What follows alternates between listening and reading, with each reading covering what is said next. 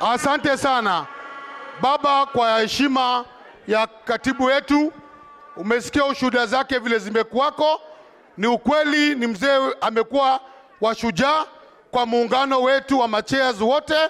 Amesimama na chama imara, amekuwa loyal, amekuwa mzee ambaye anatuongoza kwa heshima, na mzee ambaye anapenda chama na alikuwa anapenda baba.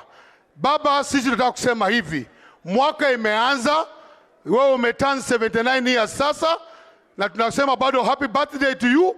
Lakini sasa fungua kamba, fungua gari, tuende kazi. Wangapi wanasema tuende kazi?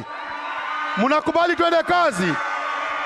Baba, ukisema right, tutaenda right. Ukisema left, left.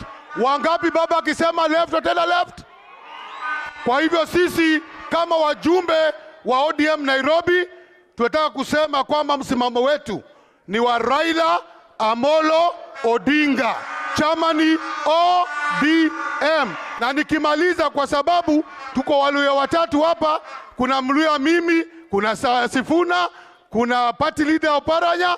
Sisi Waluya, jamii ya Waluya, tuko nyuma ya Raila Amolo Odinga na chama ya ODM. Karibu mheshimiwa hapa, Mheshimiwa Owino. Asante, Mungu awabariki.